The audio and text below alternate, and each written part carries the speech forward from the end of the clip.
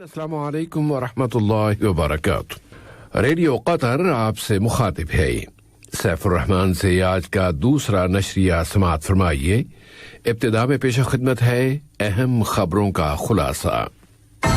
صاحب سمو امیر نے بھارت کے وزیر اعظم کی جانب سے ایک دستی خط وصول کیا اور بورکینا فاسو کے صدر کو ایک مرتبہ پھر صدارت کا حلف اٹھانے کی مبارکباد دی ہے۔ وزیر اعظم و وزیر داخلہ نے سن 2020 کی قطری مردم شماری میں حصہ لیا ہے۔ شورا نے تجارتی کمپنیوں سے متعلق قانونی مسودے پر بحث کی ہے اور اسے مالیاتی اور اقتصادی امور کی کمیٹی کے حوالے کرنے کا فیصلہ کیا ہے۔ اور ایران امریکہ کشیدگی جاری ہے اور عراق کا ایک اعلیٰ سطحی وفد تہران ہے۔ سامعین، یہ تھا اہم خبروں کا خلاصہ، اور اب پیش خدمت ہے ریڈیو قطر سے آج کا دوسرا مفصل نشریہ۔ بسم اللہ الرحمن الرحیم۔ قطر اور بھارت تمام تر شعبوں میں دونوں ملکوں کے باہمی تعاون کو فروغ دینا چاہتے ہیں، اور صاحب سمو امیر شیخ تمیم بن حمد آل ثانی نے جمہوریہ بھارت کے وزیر اعظم جناب نریندر مودی کی جانب سے ایک دستی خط وصول کیا ہے۔ یہ خط دونوں دوست ملکوں کے باہمی تعلقات اور انہیں فروغ دینے کے وسائل سے متعلق ہے۔ بھارت کے وزیر امور خارجہ ڈاکٹر سبرامنیم جے شنکر نے آج صبح دیوان امیری میں صاحب سمو امیر کے ساتھ ایک ملاقات میں انہیں یہ خط پہنچایا۔ وزیر اعظم و وزیر داخلہ شیخ خالد بن خلیفہ بن عبدالعزیز آل ثانی سے بھی جمہوریہ بھارت کے وزیر امور خارجہ ڈاکٹر سبرامنیم جے شنکر نے اور ان کے ہمراہ آنے والے وفد نے ملاقات کی ہے۔ آج کی اس ملاقات میں دونوں دوست ملکوں کے درمیان تعلقات و تعاون، اسے فروغ دینے کے وسائل اور مشترکہ دلچسپی کے متعدد موضوعات پر بات چیت کی گئی۔ اسی طرح نائب وزیر اعظم و وزیر خارجہ شیخ محمد بن عبد الرحمن آل ثانی سے بھی جمہوریہ بھارت کے وزیر امور خارجہ ڈاکٹر سبرامنیم جے شنکر نے مختلف شعبوں، خاص طور پر اقتصادی اور سرمایہ کاری کے شعبوں میں دو طرفہ تعلقات و تعاون، بھارتی لیبر کی جانب سے ملک میں حصہ لینے اور مشترکہ دلچسپی کے دوسرے موضوعات پر بات چیت کی ہے۔ صاحب سمو امیر شیخ تمیم بن حمد آل ثانی نے جمہوریہ بورکینا فاسو کے صدر روش مارک کرسٹیان کابورے کے نام ان کی نئی صدارتی مدت کے لیے حلف اٹھانے پر مبارکباد کا برقی پیغام ارسال کیا ہے۔ اسی طرح نائب امیر شیخ عبداللہ بن حمد آل ثانی نے بھی جمہوریہ بورکینا فاسو کے صدر روش مارک کرسٹیان کابورے کے نام نئی صدارتی مدت کے لیے حلف اٹھانے پر مبارکباد کا برقی پیغام روانہ کیا ہے۔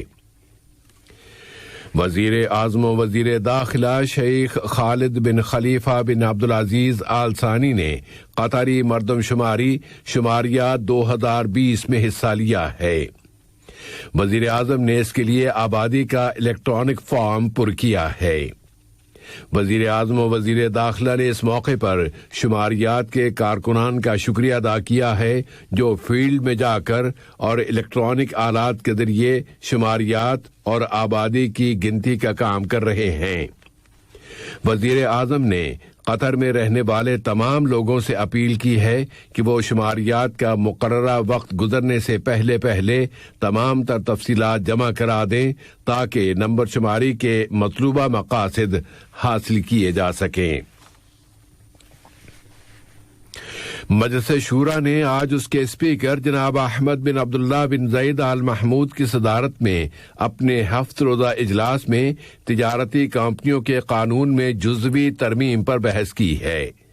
اس ترمیم کا مقصد سرمایہ کی آمد میں سہولت لانا، رکاوٹوں کو دور کرنا، وقت اور اخراجات میں کمی لانا، ملک میں تیل سے ہٹ کر آمدنی کے وسائل میں تنوع لانا، مارکیٹوں کی سرگرمیوں میں اضافہ کرنا، کمپنیاں قائم کرنے اور ان کے فنکشنل کے کام میں بین الاقوامی سطح پر مقابلے کو فروغ دینا ہے۔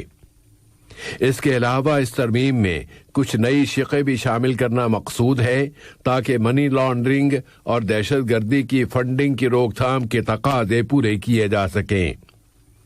مجلس شورا نے یہ قانونی مسودہ اب مالیاتی اور اقتصادی امور کی کمیٹی کے حوالے کرنے کا فیصلہ کیا ہے۔ ملک میں کووڈ-19 کی ویکسینیشن کی سب سے بڑی مہم کے پہلے مرحلے کے ذریعے کورونا وائرس کی روک تھام کے لیے قطر کی کوششیں جاری ہیں۔ اس مرحلے کے ساتھ ہی ساتھ متوازی طور پر ملک میں اس بیماری سے شفا پانے والوں کی تعداد میں بھی مسلسل اضافہ جاری ہے، اور وزارت صحت عامہ کے اعلان کے مطابق اب تک شفا یاب افراد کی تعداد 141,015 ہو چکی ہے کہ مزید 149 بیمار اب صحت یاب ہو گئے ہیں، اور یہ اعداد و شمار بتا رہے ہیں کہ قطر اس وبا کے اثرات سے نجات پانے کے راستے پر گامزن ہے۔ یہاں کے متعلقہ اداروں نے کابینہ کے فیصلے کی بنیاد پر مزید 122 اشخاص کو پبلک پراسیکیوشن کے حوالے کر دیا ہے کہ انہوں نے ان مقامات پر فیس ماسک کا استعمال نہیں کیا تھا جہاں اس کا استعمال لازمی قرار دیا جا چکا ہے۔ ملک کے متعلقہ اداروں نے عوام سے اپیل کی ہے کہ وہ احتیاطی اقدامات اور حفاظتی انتظامات کی مکمل پابندی کریں تاکہ ان کی اور دوسروں کی سلامتی کی حفاظت ہو سکے اور سماج میں کورونا وائرس کو مزید پھیلنے سے روکا جا سکے۔ قطر خلیجی تعلقات کا فروغ اور اس کے بحران کا خاتمہ چاہتا ہے۔ قطر نے خلیج کے عرب ملکوں کی کونسل برائے تعاون کی سپریم کونسل کے 41ویں اجلاسوں کا ایجنڈا تیار کرنے کے لیے اس سیشن کے 146ویں اجلاس میں شرکت کی ہے۔ ویڈیو کمیونیکیشن کے ذریعے ہونے والے اس اجلاس میں قطر کے وزیر مملکت برائے امور خارجہ جناب سلطان بن سعد المریخی نے قطر کی نمائندگی کی ہے۔ قطر کی یہ شرکت ایک مرتبہ پھر اس امر کی عکاسی کر رہی ہے کہ قطر خلیجی حاصل کردہ فوائد کی حفاظت چاہتا ہے، اور اس نے تعمیری بات چیت اور ڈائیلاگ کی حمایت پر مبنی مستقل موقف اختیار کر رکھے ہیں تاکہ خلیجی قوموں کے مفادات پورے ہوں۔ قطر نے اختتام کو پہنچنے والے اس سال کے دوران بہت سی سفارتی کامیابیاں حاصل کی ہیں۔ ان میں ایک کامیابی افغان امن مذاکرات پر مشتمل ہے۔ اس معاملے میں قطر بہت سے مراحل طے کرنے میں کامیاب ہو گیا ہے اور اب وہ تصفیے کے وسیع تر آفاق کی جانب بڑھ رہا ہے۔ اگلے سال کے اوائل میں ہی دوحہ کابل حکومت اور طالبان تحریک کے درمیان مذاکرات کے دوسرے دور کی میزبانی کرے گا۔ اب عالمی خبروں کی طرف چلتے ہیں۔ ایران اور امریکہ کے درمیان کشیدگی برقرار ہے، اور اس موضوع سے متعلق نمایاں ترین واقعہ یہ ہے کہ بغداد کا ایک اعلیٰ سطحی سرکاری وفد تہران گیا ہے۔ عراقی ذرائع نے بتایا ہے کہ واشنگٹن اور تہران کے درمیان شدت میں اضافے کے بعد دونوں حکومتوں کے درمیان ایک مفاہمت پائی جاتی ہے۔ دریں اثنا بغداد کے جنوب میں واقع ضلع بابل میں بین الاقوامی اتحاد کے لیے کام کرنے والے ٹرکوں کے ایک قافلے کو نشانہ بنایا گیا ہے۔ یمن کی حوثی تنظیم نے دھمکی دے دی ہے کہ بحر احمر میں اسرائیلی مفادات کو نشانہ بنایا جائے گا۔ اس نے کہا ہے کہ لاپرواہی پر مشتمل اسرائیل کی کسی بھی کارروائی کے نتیجے میں علاقے میں ایک بڑی اور جامع جنگ چھڑ جائے گی۔ ادھر سعودیہ نے کہا ہے کہ ایران کی تیار کردہ سمندری بارودی سرنگیں تباہ کی گئی ہیں جو حوثیوں نے سمندر میں پھیلا دی تھیں۔ اب لیبیا چلتے ہیں، جہاں طرابلس اور قاہرہ کئی سال تک ایک دوسرے سے الگ ہو جانے کے بعد اب اس مفارقت اور بیگانگی کو ختم کرنے کے راستے پر ہیں۔ اس کے لیے لیبیا کے دارالحکومت میں لیبیائیوں اور مصریوں کے درمیان مذاکرات ہوئے ہیں۔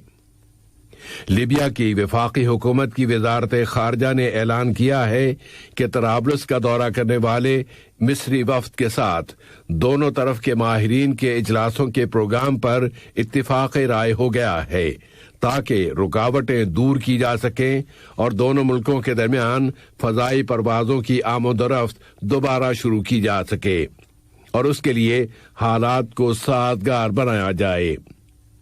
لیبیا کی وزارت خارجہ نے بتایا ہے کہ مصری وفد نے مصری سفارت خانہ دوبارہ کھول دینے کا وعدہ کیا ہے۔ اور امریکی شہر نیشویل کی انتظامیہ نے اعلان کیا ہے کہ اس نے مشتبہ شخص کی شناخت کا تعین کر لیا ہے جس کے بارے میں خیال ہے کہ اس نے ریاست ٹینیسی کے اس شہر میں کرسمس کے موقع پر دھماکہ کر دیا تھا۔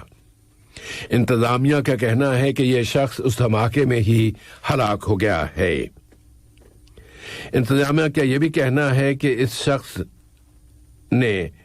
شخص کا نام اینتونی وارنر ہے اور اس کی عمر 63 برس تھی۔ اس کا خیال ہے کہ کوئی اور اس دھماکے میں ملوث نہیں ہے۔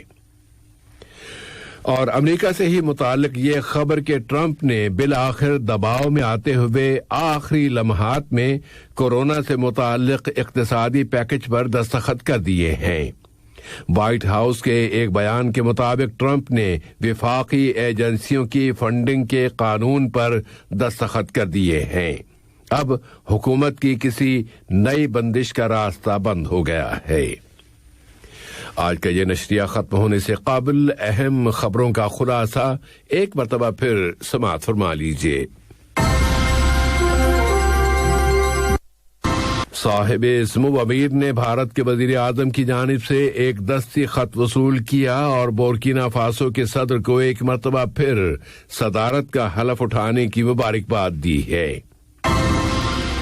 وزیر اعظم و وزیر داخلہ نے سن 2020 کی قطری مردم شماری میں حصہ لیا ہے۔ مجلس شورا نے تجارتی کمپنیوں سے متعلق قانونی مسودے پر بحث کی ہے اور اسے مالیاتی اور اقتصادی امور کی کمیٹی کے حوالے کر دیا ہے۔ اور ایران امریکہ کشیدگی جاری ہے اور عراق کا ایک اعلیٰ سطحی وفد تہران گیا ہے۔ ریڈیو قطر سے آج کا دوسرا نشریہ اپنے اختتام کو پہنچا۔ اگلا نشریہ کل صبح 9 بجے پیش کیا جائے گا انشاءاللہ تعالی۔